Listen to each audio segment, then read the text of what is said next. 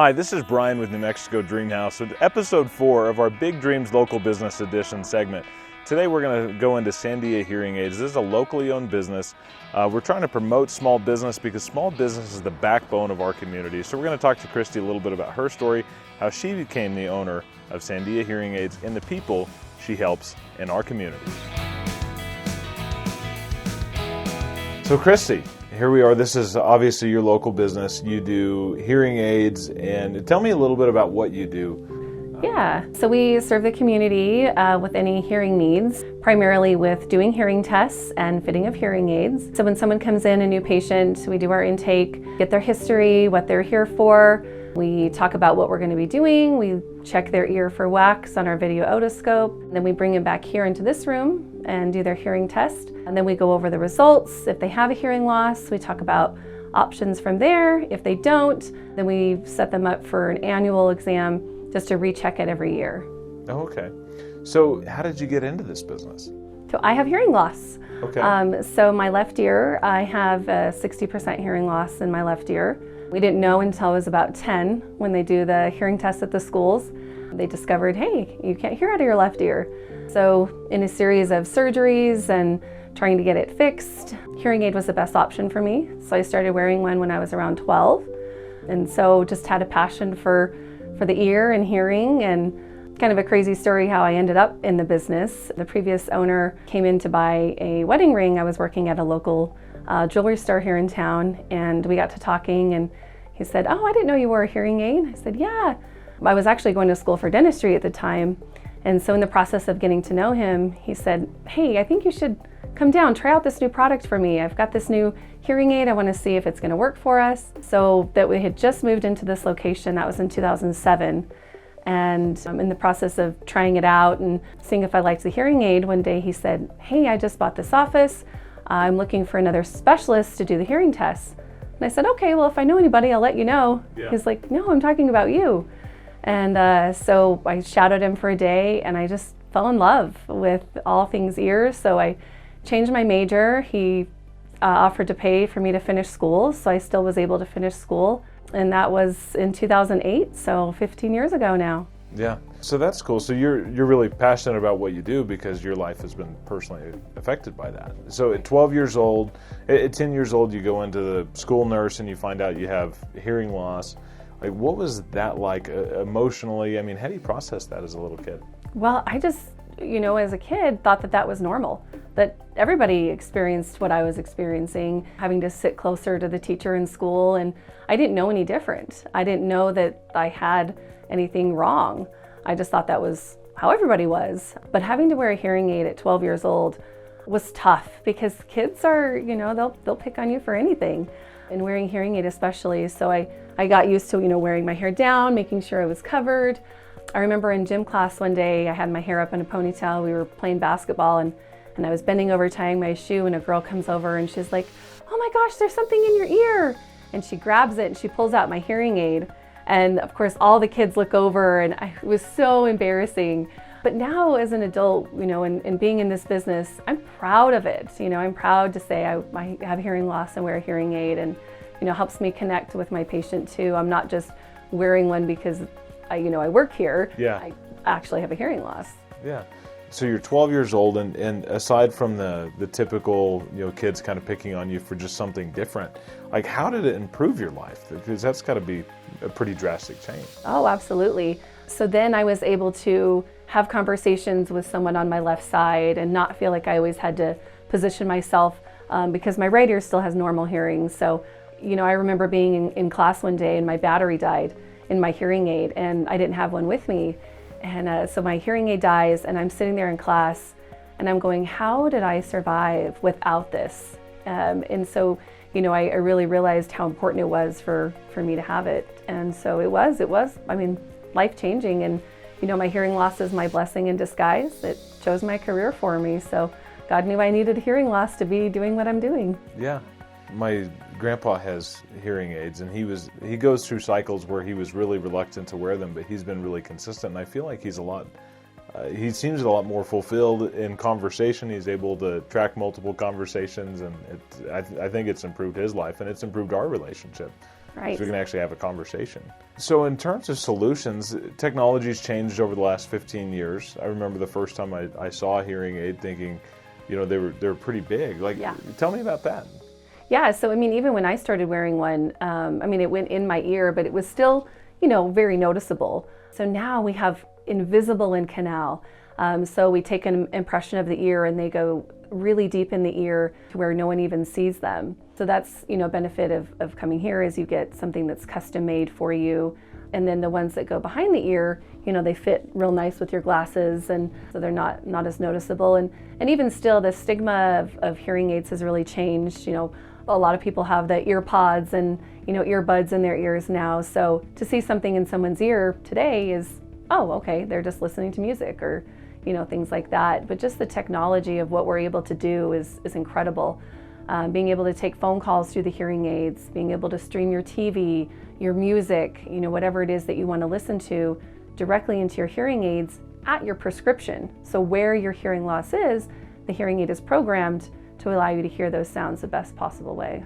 Yeah, that's cool. I was reading through your Google reviews before we came in for this, and one lady, she said, I was so excited because they came out to the waiting room and they called my name and I heard my name. Usually when I go to a waiting room, they have to come up and tap me on the shoulder. Mm-hmm. And that's got to be life-changing for people. Yeah, even something as simple as being able to hear your name or hear your grandkids say, I love you, Grandma. I mean, things that, we take for granted. We hear, every day, but for someone who has hearing loss, being able to hear those sounds for the first time, they get emotional. I get emotional. It's one of these rewarding careers where we get that instantaneous gratification of being able to help somebody. So it's pretty awesome. Yeah, that's cool. So in terms of the business, how was it going from, obviously you changed your major, you became very passionate about it once you were able to shadow somebody.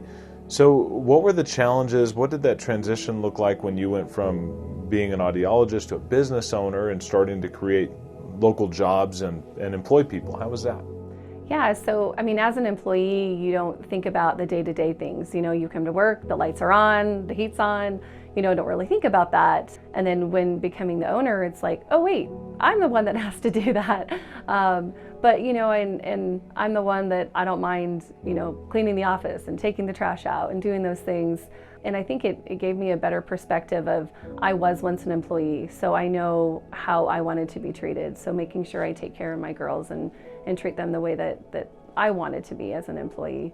But it definitely was different as far as, okay, now all the decisions are up to me. So that was different, but a really good learning experience, and business 101, just full force. Yeah, because you kind of go from being, I always tell people I have two jobs. I run a business full time, and I run basically a real estate team or a small brokerage, and I also sell real estate. Mm-hmm. How is that for you? Did you feel like, was it a bit overwhelming when you took over the business, or? At first, because I was the only one licensed here to be able to do the fitting and do the testing. So Alex, she actually started as our receptionist, and whenever I took over ownership, I said, hey, do you want to get licensed? Absolutely. So she was training that first year that I was owner, and then I found out I was expecting, so I was pregnant at the time. And what's really neat about this story is, so she had done her state exam, and for the state exam, you have to do a practical exam and then you do a written exam. So as long as you pass the practical, which is you go to Santa Fe and they proctor you, and then you do the written test, which is a 3-hour test. So the day she found out that she passed her test, she calls me and says, Christy, I just got the letter. I passed, I'm licensed, awesome. I went into labor 6 hours later. Oh, wow. So I had my daughter the next day and was like, well, all the patients on the schedule, they're now yours. So congratulations on your license. And in that transition, it was good to have, now I have somebody that's licensed so that she can see, the patients while I do the business side of things. So that's been a real blessing to have her licensed too. Yeah, well, perfect timing, right? Yeah, that's all God's timing. There's no coincidences in life, so. Yeah, that's cool. As part of the community, one of the things I love about being a business owner is the freedom to not only, kind of schedule things that are really important that you're passionate about. And obviously, we have our nonprofits that we're involved in, but you can also sponsor different events, and then it's advertising, but you can do things that you're passionate about.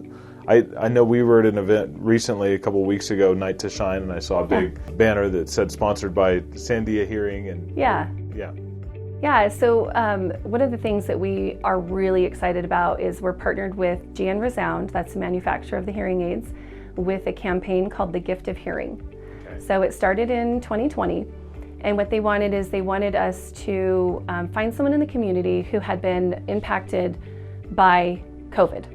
And so what they were going to do is be able to gift that person those hearing aids. So we partnered with them.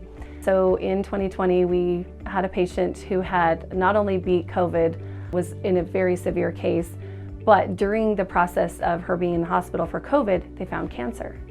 So she not only beat COVID, but beat cancer. And so she's a survivor of both, and so we were able to gift her with hearing aids. She had a very severe hearing loss. She's the lady that stands on the street corner with a sign, honk if you want prayer. Yeah. So she just has this heart, just this outpouring of love, and so being able to fit her was, the highlight of my career. And so the next year we were able to do that again. So we, again, were able to choose someone in the community. And this year we got to choose 2. So we fit them last month, and it's just one of those things where you get to tell someone, hey, I'm sorry you can't afford hearing aids, but guess what? We're going to fit you with top of the line hearing aids and provide our services at no charge to you. That's awesome. So we were really passionate about that. And then, other events like the Night to Shine, being able to help sponsor that. There's a few sports teams around here that we help with and sponsor. But yeah, we love being in the community. I go to the nursing homes, and I go in and I clean the wax out of their ears, or clean their hearing aids if they need it, because I know it's hard for them to get out here. So I can spend a morning seeing 30 to 40 residents, whereas they wouldn't be able to come in here in that amount of time. So yeah. That's really cool. I think that's something that the big box stores aren't doing, right? They're not sending their audiologists into nursing homes. They're not. I've yet to go to a local nonprofit where I saw one of the big box brands with a banner hanging up as a sponsor. Right. So small business is so important to our community, and it sounds like you brought this up as we're talking. Obviously you're a Christian. You go to church. How does your faith play into your business ownership and how you treat your clients and your employees? Yeah. I wouldn't be anywhere without my faith, and like I said earlier, the hearing loss is my blessing in disguise. It was divine intervention that I ended up here, and it's all God's work and where I am today. But being able to share that with my patients in an environment where it's confidential, and if someone's struggling with something, I'll ask them, can I pray for you? And I'm able to do that in my office, and be able to share my faith, or they share their faith with me, and just having that open door has been really incredible. That's cool. Yeah, I think one of the benefits of small business, I feel like you can really live a holistic lifestyle where, as business owners, we probably work longer hours than anybody. We probably work more hours. We have a little bit more flexibility to do the things that we want and care for our employees when they're going through a hard time. Right. Yeah, I'm a mother, and so I have 2 small kids. If one of them is sick, I might have to take off for the day. My girls both have kids of their own, and sometimes, hey, I have to go pick up my son. He's at the school sick or whatever, and being able to say, of course, absolutely, go take care of your kids. Family comes first. Whereas somewhere else may not be able to do that. Yeah, well, and it's I feel like when you're you know how this goes. You go to a grocery store locally, and you're going to run into 5 people that you've done business with or that you're in the process of doing business with. And when you have to look somebody in the eye, it feels a lot different than when they're just a number on a profit and loss statement. Oh yeah, absolutely. And that's just it is, when someone comes to me and buys hearing aids or service or whatever it is, they're feeding our families. It's not just going into a corporation or a franchise. And there may be other Sandia hearing businesses around Colorado or New Mexico, but we're all individually owned. So we're not a franchise, we're not a corporation. So we are an LLC here that's different than somewhere else or another place. That's awesome. So as a business owner, what has your biggest challenge been? I would say COVID happening. So I purchased the business, I took over ownership March 2019. COVID happened March 2020, so almost to the day of our 1 year since closing. Since closing on the business, we had to close the business just temporarily, when everything was happening, especially with healthcare. We are very close to the patient, we're in close contact. So we did a curbside service type thing. So we have a bench outside, and so I would have them leave their hearing aids on the bench. I would go out, I would get their hearing aids, bring them back in, do what I needed to do to get them working, put them back on the bench, they would get them, and it was, but we made it work. We made it work, and when we were able to open back up, of course, following all the procedures, wearing the mask, doing the sanitizing in between patients, things like that. But what it did is it really helped people understand how important hearing is, because when wearing a mask, you take away the ability to read lips. Yeah. So someone with just mild hearing loss might be able to get by lip reading. But with the mask on, we take that away. It also muffles sound. People were losing hearing aids because of the mask strap behind the ear. I mean, there was a lot of, things that we had to navigate when it came to COVID. But silver lining is we did realize how important our hearing is and our communication with people. And that's, what we really got our feedback is people missed the ability to have conversations and talk with people. And so when they were able to get that back, being able to hear was so important. So yeah, I would say that that's probably the biggest challenge, but it ended up working out in a way that we never expected it to. Yeah, you had to innovate, right? Because there's nobody really coming to save you at that point. You kind of have to help your clients because hearing is important. Yeah. But you also have to keep your business running because feeding your kids is also important. Yes. And feeding your employees' kids. Right. I think the very first time I ever hired somebody, I told my wife, I came home that night and I was just really stressed, and she looked at me, she's like, "Why are you so stressed?" And I said, "I feel like I've just brought another kid home from the hospital." Yeah, you have someone to take care of, right? And you have to just not think about your own needs, but you have to think about what's going to be the best for them and navigating that for their future too. But it all worked out, and so we're just happy to be on the other side of it now. And So obviously our segment is called Big Dreams Local Business Edition. What are your big dreams for Sandia Hearing? Where do you see it going in the future?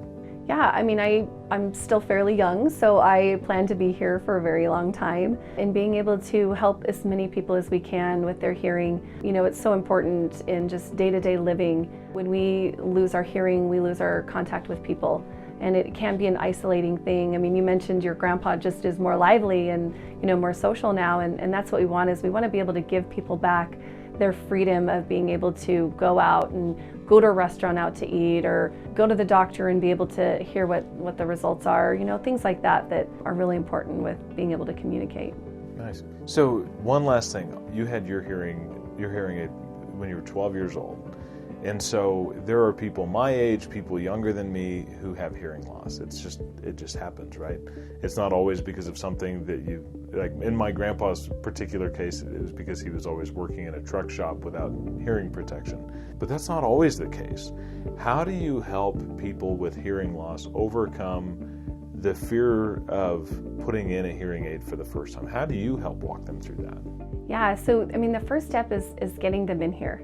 And just seeing where their hearing is at. If someone's questioning, oh, maybe I have hearing loss, maybe I don't, maybe my spouse mumbles or they're just not speaking clearly, is, the first step is just getting the baseline hearing test done. And we do those free. We don't charge anybody to come in and just do a consultation. It's no pressure. We're very easygoing here. And if they do have a hearing loss, and we're going to talk about hearing aids, we do it in a way that's, what's going to be the best steps for them. What are their needs? What are their wants? We check insurance. A lot of insurance does help out with the cost of hearing aids, because I know that can be, a factor. Someone will say, well, I don't want to go in there because they're just going to charge me a lot of money, and that's not the case.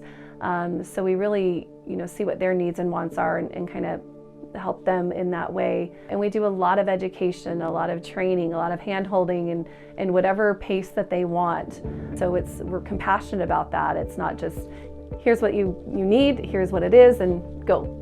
And that's the benefit of being able to come to a local business is you get me, you get Alex, you get Kim, and we're here to help navigate all of that for people. Yeah, well, and I think it helps. You can identify with those people because you've gone through the social struggles and all of those things, and you realize there's probably not as much of a stigma around hearing aids as there used to be. So No. Yeah. Well, I'm excited to be here. I think what you're doing is really important. I love that you're active in the community. I love that we see each other at fundraising events and different things. Yeah. Your family's awesome. So your employees are great. We got to spend some time with them this morning. So thanks for doing this with us. Yeah, thank you for having me. This is great. So what message do you have for the community? Why Sandia Hearing Aids? So Sandia Hearing Aids is locally owned and operated, so we are not a corporation or a franchise. So we offer a free consultation and hearing test to anyone in the community who feels like they may have trouble hearing. It could just be wax, so it doesn't hurt to come in and get that checked. And coming to see someone like me or like Alex here, so that you're coming to a professional. It's not just something you bought online or you're curious about. So you're actually coming to a licensed professional who can assist you in that way. So we would check your ears, we would do a hearing test, go over those test results with you, and then talk about next steps. And most importantly is just that we're passionate and that we care about you, we care about your hearing, and we care about your future and being able to hear your loved ones. Thanks for joining us here at Sandia Hearing Aids for our 4th episode of Big Dreams Local Business Edition. We believe that local businesses are the backbone of any community. 70% of Americans are employed by small businesses, and small businesses on average give higher salaries and better life-work balance than large corporations. So thanks for being here with us, and thanks for having us in tonight. Thanks for having me.